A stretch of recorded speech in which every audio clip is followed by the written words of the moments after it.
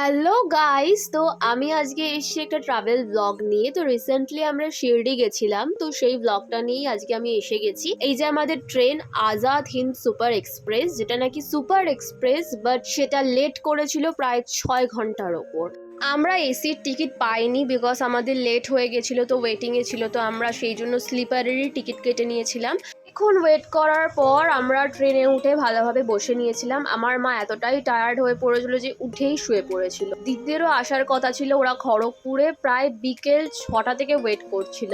আর ট্রেনটা খড়গপুরে ঢুকেছে রাত্রির 2:45 নাগাদ। তাহলে ভাবো যে কতটা মানুষ টায়ার্ড হয়ে গেছে। তো দিদিদের ওঠার ক্লিপটা আর আমার কাছে নেই, দেখো উঠে পড়েই ওরা খেতে বসে গেছে। মানে আমরা সবাই খাচ্ছিলাম একসাথে। মাই খাবারগুলো করে নিয়ে গেছিল, রুটি তরকারি মিষ্টি এইগুলো আর কি। তো তারপর আমরা শুয়ে পড়েছিলাম। এই যে সকালবেলা উঠে পড়েছি, উঠে একটা ছোট্ট ক্লিপ নিয়েছি, তারপর ফ্রেশ হয়ে গেছিলাম।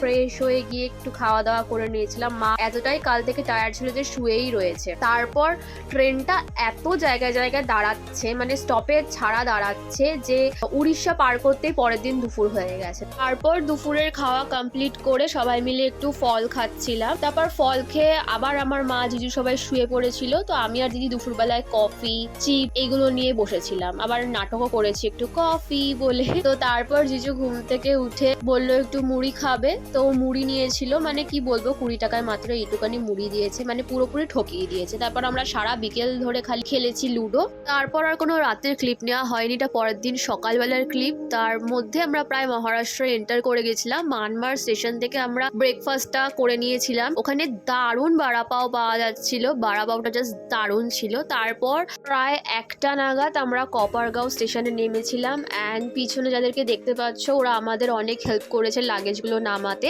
তারপর আমরা অটো বুক করে নিয়েছিলাম, পার পার্সন 100 টাকা। তারপর আমরা সবাই মিলে রওনা দিলাম শিরডির উদ্দেশ্যে। তো অ্যাকচুয়ালি এর মধ্যে একটা কাণ্ড ঘটেছিল যে ট্রেনের মধ্যে জিজুর হাতটা কেটে গেছিল। তো যেহেতু ওটা ট্রেনের লোহায় কাটা, তো আমরা সবাই বললাম যে না, একটু টিটেনাস নিয়ে নেওয়া দরকার। আমরা তো আর কিছু চিনি না, তো অটো কাকুকেই বলেছিলাম যে একটা ডিসপেন্সারি বা কোনো ডাক্তারের যদি চেনা কিছু থাকে তো সেখানে দাঁড় করাতে। তো তিনি এক জায়গায় দাঁড় করিয়েছিলেন।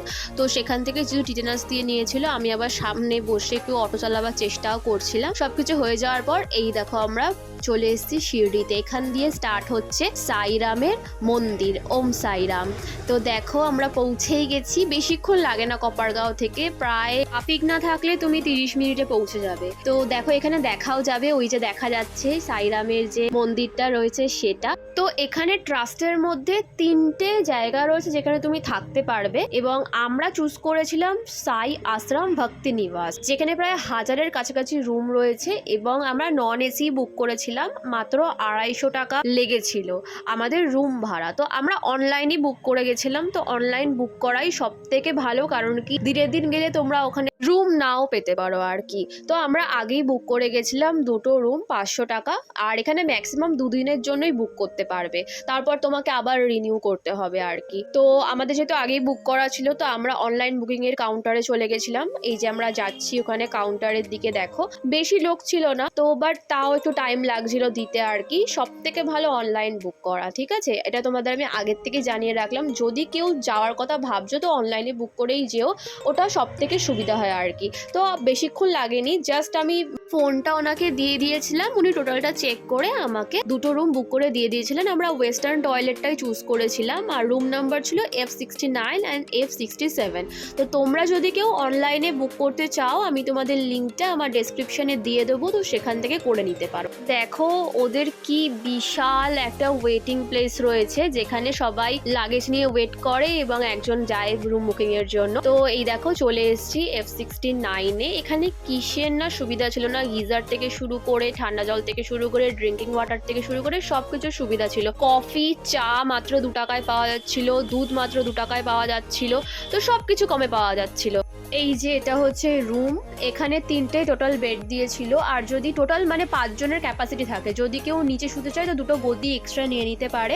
আর একটা কথা বলে দিই যে এখানে খাওয়া দাওয়া টোটালটাই ফ্রি। এখানে যদি কোনো মানুষজন বাড়িতে রান্না নাও করে তারা অভুক্ত হয়ে মরবে না। আর এই যে আমাদের হলো টয়লেট, বললামই আগে ওয়েস্টার্ন টয়লেট, আর এটা হলো আমাদের ওয়াশরুম। তো আজকের জন্য টাটা।